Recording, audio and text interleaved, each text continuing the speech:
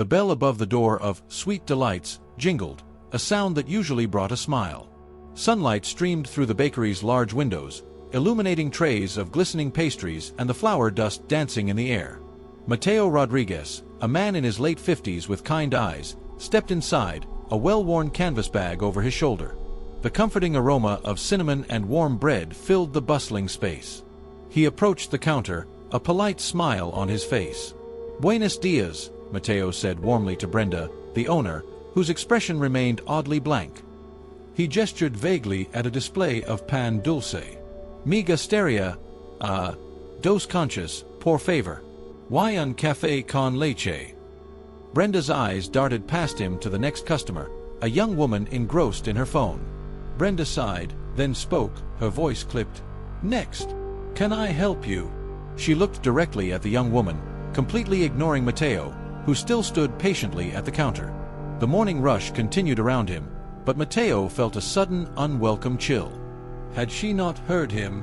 Or was it something else? Mateo tried again, a little louder, his smile faltering. "Excuse me," he began, trying to catch Brenda's eye. "The conchas, two, please. And the café con leche." He pointed more clearly. Brenda finally looked at him, but her gaze was cold, unyielding. She just stared for a beat too long, lips pressed thin. Then, she turned to the young woman she'd addressed, whose head popped up from her phone. "What can I get for you, dear?" Brenda asked, her voice instantly warmer, almost saccharine. The contrast was stark. The young woman, Sarah, glanced at Mateo, a flicker of confusion crossing her face. She saw Mateo standing there, hand still gently raised, a polite, almost apologetic expression. He seemed to be trying to order. Sarah felt a prickle of unease. She'd noticed Brenda being curt with others before. Mateo stood frozen, warmth draining from his face. It wasn't a misunderstanding. It was deliberate. The air in Sweet Delights felt heavy, the sweet aromas suffocating. He could feel Sarah's eyes on him, and perhaps others. He could walk out. He could yell.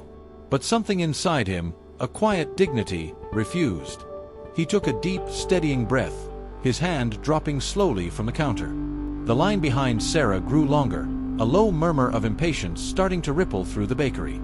Brenda, with an exaggerated show of efficiency, was now serving Sarah, discussing muffin flavors. Mateo remained rooted, a silent presence, his quietness a stark contrast to the bustle.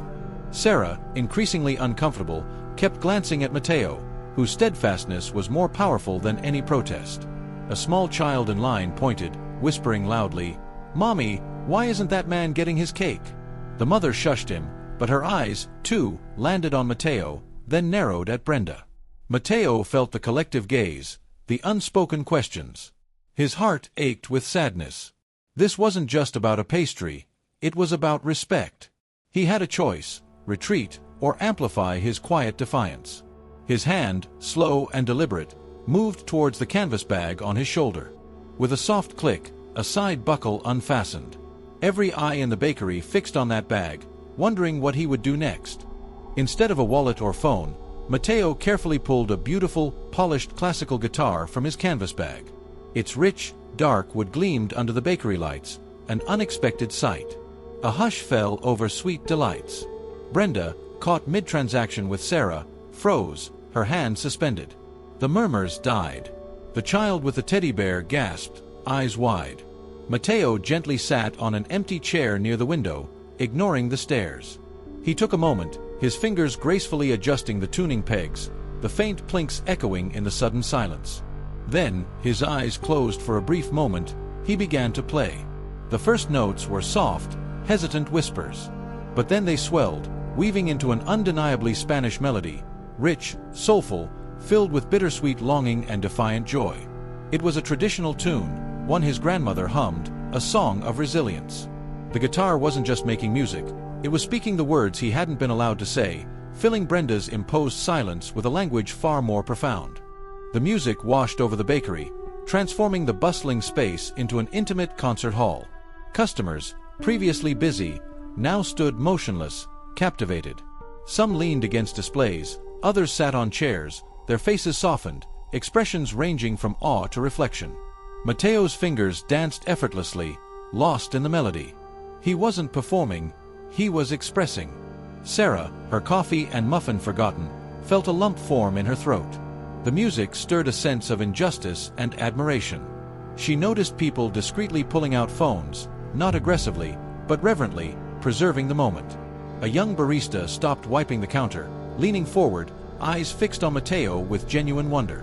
Brenda, however, remained rigid behind the counter, her face a mask of shock, confusion, and perhaps a faint flicker of shame. The sweet aroma now mingled with the resonant notes, creating a complex, emotional tapestry that pulled everyone deeper into Mateo's unexpected narrative.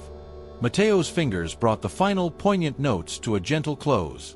The last chord hung in the air, a beautiful, lingering echo.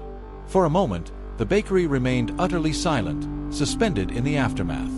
Then, a spontaneous, heartfelt applause erupted. It wasn't polite clapping, it was a genuine, enthusiastic ovation. People cheered, some even gave a standing ovation. Sarah felt tears prick her eyes. Mateo opened his eyes, a gentle smile gracing his lips. He looked around, acknowledging the appreciation with a slight nod. Then, he carefully put the guitar down. He stood up, and in a voice that was clear, calm, and perfectly articulate, he spoke, "Thank you. My name is Mateo Rodriguez." He paused, his gaze sweeping over the crowd, finally resting on Brenda, who flinched. "I came in this morning to buy some pastries and coffee. I greeted the owner in Spanish, my native tongue, and I tried to order in Spanish. I was ignored." His voice remained level, devoid of anger, but filled with undeniable conviction. "I believe that every person deserves to be treated with respect, regardless of the language they speak." His words, after the powerful performance, resonated deeply. A man in line stepped forward, face red. "He's right," he boomed, pointing at Brenda. "I saw it. It was outrageous." The music spell broke, replaced by a charged silence, heavy with accusation. The man's outburst shattered the peace, igniting murmurs and nods of support. Sarah, emboldened, stepped closer to Brenda. "He's absolutely right, Brenda," she said clearly. "I saw it too. You deliberately ignored him. That's not okay." Another woman chimed in, "We come here for the community, not for this kind of behavior." Brenda's face, initially pale, flushed crimson. She stammered, I didn't understand. It was busy, and..." Her excuses withered under the weight of so many disapproving stares. The tension in the bakery was almost unbearable, a palpable force.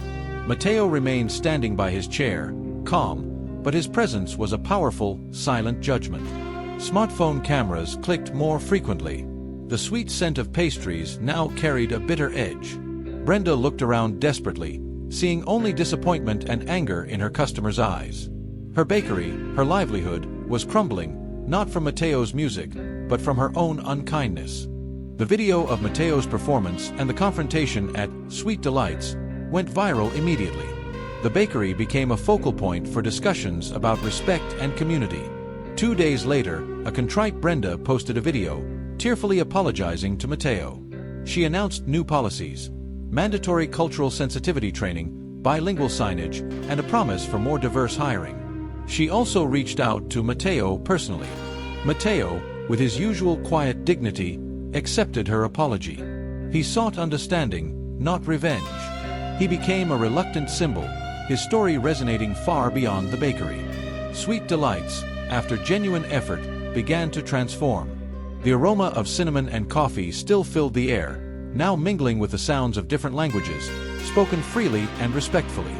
Mateo occasionally returned, not to play, but to simply enjoy a conchas and coffee, often chatting with Brenda, who had started Spanish lessons. The incident had been a bitter pill, but it ultimately led to a sweeter, more inclusive reality, proving that profound changes can be sparked by a quiet, resonant melody of defiance. What would you have done in Mateo's place? Let me know in the comments. I'd love to hear your thoughts. This story of Mateo Rodriguez shows just how important dignity and standing up for respect really is.